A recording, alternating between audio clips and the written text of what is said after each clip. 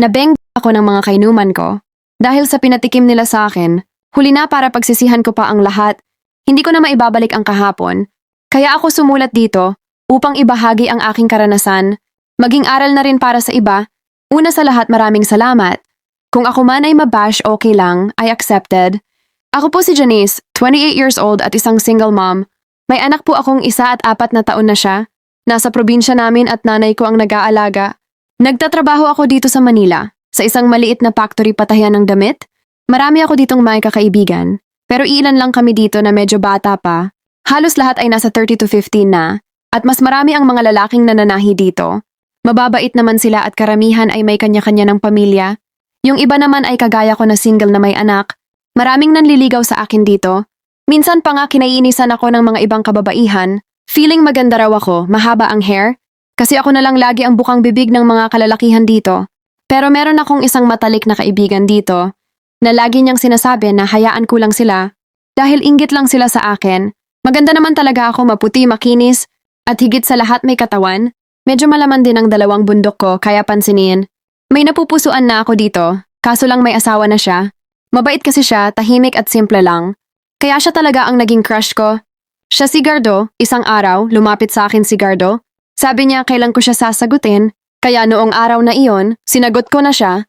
Nasa probinsya naman daw ang asawa niya, kaya walang hadlang sa aming dalawa. Nalaman ng maraming kalalakihan na kami na ni Gardo, kaya maraming inggit mata. Hindi ko na lang pinapansin kasi mahal ko si Gardo. Sumapit pa ang ilang araw. Abala ang lahat, nag-CR ako. Isa lang pala ang CR naming lahat. Sinundan pala ako ni Gardo at pumasok din siya sa loob. Binati niya ako ng monthsary namin. Hinalikan niya ako at ganun din ako. Hindi na namin napigilan ang aming sarili. Kasi naman hinawakan niya ang kuweba ko. Tapos para na siyang sanggol na gutom, kaya bumigay na ako. Kahit anong pa at madalian lamang, maraming nakapansin pala na nasa loob kami parehas. Tapos pawisan pa kaming lumabas. Simula noon, palagi kong naririnig na swerte daw ni Gardo sa akin. Laging ganon, tapos may yummy pa. Isang araw, hindi nakapasok si Gardo. May sakit daw ito at ayaw din niya na dalawin ko siya. Baka daw mahawa ako. Halos 1 linggo siyang hindi nakapasok. Isang araw, nag-aya ang mga kaibigan namin na kumain ng pancit.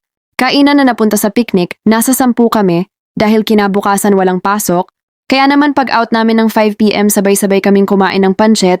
Nag-inuman na rin at video, okay? Ang alam ng boyfriend ko ay kakain lang kami ng pancit. Pero hindi niya alam ay napunta na sa inuman. Habang masaya ang lahat at may amat na, ay pinait nila ako ng sigarilyo. Nagyosi naman ako dati, kaya parang okay lang naman sa akin. Hindi ko alam na may ibang laman pala yon. Nakailang bote rin kami at halos pa umaga na ng mag-ayaan na mag-uwian. Dala namin ang sasakyan ng isa namin katrabaho na si Joel. Kaya hinatid niya kami isa-isa at ako ang naiwan na babae sa sasakyan. 6 pa silang lalaki at ako na lang ang babae. Lahat sila ay nanligaw sa akin. Pero naging kaibigan ko naman sila. Habang nasa sasakyan kami, ay pinagyusi pa nila ako. Dahil dito naging iba na ang pakiramdam ko, umiikot na hindi maintindihan na parang ang saya-saya ko. Hindi ko makontrol ang sarili ko. Kahit alam ko ang nangyayari, itinigil nila ang sasakyan sa isang madalim na lugar, isang gubat na puro puno na may mga palayan. Kaya malayo ito sa kabahayan at dito ay ginawa nila akong pulutan. Lahat sila at ako, nagsabay-sabay pa sila habang may nasa baba, may nasa taas. Malakas ang rilyo na iyon, kaya wala akong magawa kundi sumabay sa agos kung saan sana na lang nila ako. At ramdam ko yung panggigigil nila dahil sa sakit ng katawan ko, lalo ang kuweba ko. Ilang oras din kaming nanatili sa liblib na yon. Nang matapos na, hinatid naman nila ako sa bahay. Sabi ng mga ka-boardmate ko, tulala ako at hindi natutulog. Ganon kalakas ang impact. Kaya nang Lunes hindi ako nakapasok dahil saka pa lang ako nakagawa ng tulog at nang ako ay mahulasan saka ko lang naisip lahat ang nangyari. Nakakaiyak at nakakagalit. Pero anong gagawin ko? Wala akong boses. Pakiramdam ko wala akong karapatan magsalita. Dahil wala akong ebidensya, kaya kahit mahirap, mas pinili kong manahimik at hindi na magsalita pa.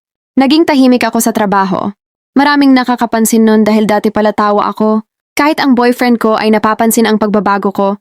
Pero kahit anong tanong ng ni Gardo sa akin, wala akong maisagot.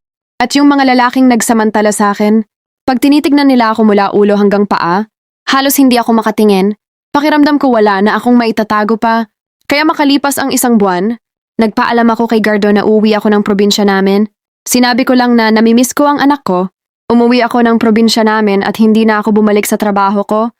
Dahil kahit sa panaginip at nakikita ko pa rin ang nangyari sa akin, kailangan ko ng hustisya para sa sarili ko.